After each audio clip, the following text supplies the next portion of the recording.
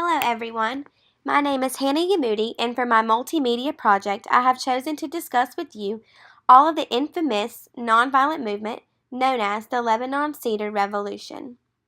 The Cedar Revolution was a nonviolent movement that took place in the country of Lebanon from the time period of February 14th, 2005 until April 27th, 2005. This nonviolent movement was triggered by the assassination of Rafik Hariri. Hariri was known as a former Lebanese prime minister.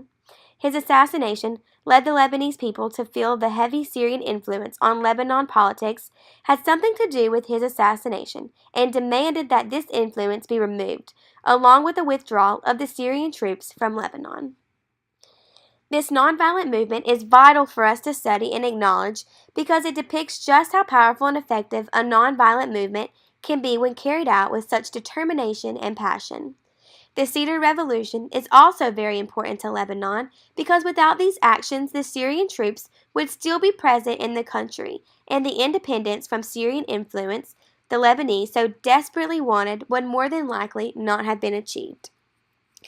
In reference to Karim Neo's scholarly journal on the Cedar Revolution, the Lebanese people were simply exhausted from the pro-Syrian government controlling their country. The citizens of Lebanon felt that they were truly the ones making the decisions and trying to control the lives of the Lebanese people.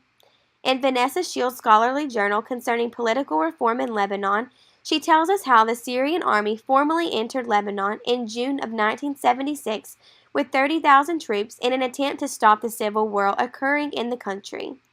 Syria would gradually withdraw their troops in exchange for the disarmament of Lebanese militias. However, as we saw, this would be a slow process, and those troops would not be fully removed until the demands were met following the Cedar Revolution. The final action that caused the last straw of tolerance came with the assassination of Lebanon's former prime minister in a truck bomb that killed 17 individuals in total.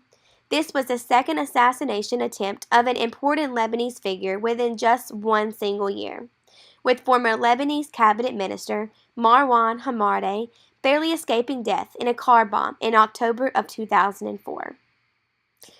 Within just hours of the prime minister's assassination, the opposition to the pro-Syrian government publicly accused him of being the reason the homicide had occurred.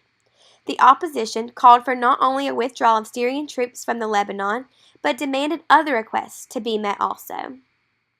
These requests included international protection for captured Lebanese citizens, for the pro-Syrian government in Lebanon to resign, and for a more neutral government to be established, along with a formal investigation into the assassination of Hariri. We begin to see how the revolution got its name. On February 8, 2005, the Independence Peaceful Uprising was launched by the opposition in hopes of liberating Lebanon.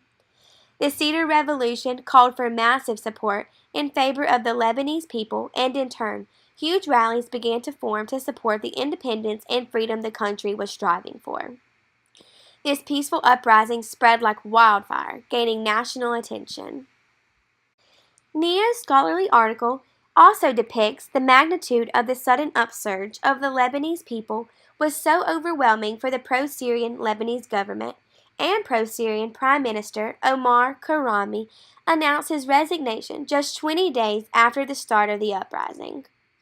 In the American Political Science Association's conference papers, Maria Stefan states, "The scope, intensity, and distinctly nonviolent character of the Lebanese civilian uprising, referred to variously as the Cedar Revolution and Independence Intifada, was unprecedented in the history of Lebanon and the entire Middle East."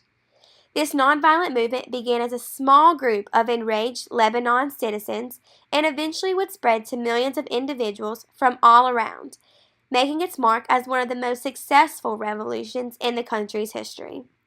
This revolution held high in its ideas that the first democratic election in the country since 1976 would give way to its new era of openness and stability.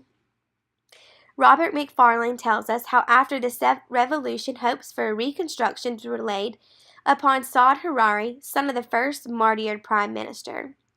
The Cedar Revolution was able to create a clean slate of a corrupt government without any bloodshed, and in turn, we saw a country with the ability to start new and try to fix its former problems. Christian Science informs us that although this nonviolent revolution made huge steps in achieving a more independent society, the country still faces outside problems. The editor of the scholarly article tells us that the tiny country's continuing woes remain overshadowed by bigger crises in the region. Iran's nuclear ambitions, Iraq's violent struggle for democracy, and a hardened Israeli-Palestinian standoff. Those conflicts have spillover effects in Lebanon, long upon of foreign powers. The reverse is also true. Establishing a fully independent and democratic Lebanon could help the entire Middle East. Through this passage, we learn that the ultimate goal of full independence is reached in Lebanon. Its effects could be beneficial for others as well. Although the country has seen great improvements, influences from other countries are still present, and human rights issues of the Lebanese are still in jeopardy. While reading the characteristics of a nonviolent and violent movement, if we have learned anything so far when concerning nonviolent movements, it is that we must realize that these can be very lengthy campaigns and slow coming. However, dedication will always remain the key. While looking at the Cedar Revolution through some nonviolent frameworks, we can begin to offer new insights as to why this event occurred and why it was successful in achieving its goal without the use of violence. The foundation for this nonviolent event can be drawn from the works of Henry David Thoreau. Thoreau informs us all when one recognizes that they are being treated with a certain unjustness, then they must simply refuse to adhere to that act. The people of Lebanon were simply tired of the government where their voices weren't heard or any other influences outside of their country had more control than they did. Instead of retaliating with violence to the former prime minister's death, the people of Lebanon made it clear they weren't going to stand for and obey such a corrupt government. Gandhi, a famous nonviolent activist, tells us it is contradictory to use unjust means to achieve justice or to try to use violence to obtain peace. In Lebanon, violence would have more than likely hurt the cause by taking the focus off of the unjustness of the corrupt pro-Syrian government and instead putting it on the violence the angry protesters were committing, similar to what violence would have done to the American civil rights movement.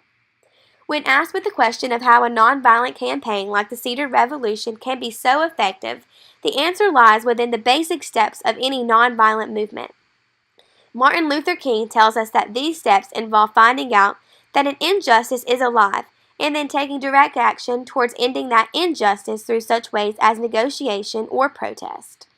Martin Luther King tells us that nonviolent movements require self-pacification in order to truly devote oneself to nonviolence and what all it entails. By the people of Lebanon taking these steps towards nonviolent direct action, as mentioned by Martin Luther King, we see exactly what he tells us is the main goal of any nonviolent movement. That goal is to create such an uproar and creative tension that a community has consistently refused to negotiate is forced to confront the issue because of the disruption felt by the oppressor from the oppressed. By the people of Lebanon spreading their calls to thousands upon thousands of people, this uproar was heard in such an intensity that the pro-Syrian government couldn't take it any more, and in turn gave into the negotiations offered by the people of Lebanon. The Cedar Revolution was an excellent example of what an effectively nonviolent campaign can do in achieving change. The people of Lebanon placed on the pro-Syrian government made it impossible for them to function with such a strong opposition. In conclusion, I believe that instead of seeing the destruction that comes with the drug of war and collective violence that we have learned so much about in this class, we see peaceful ending, one that doesn't leave families torn apart and dead bodies piled up. Instead, we see a goal accomplished like it should be, one that truly comes from the voice of the people and not the fist of the weapon.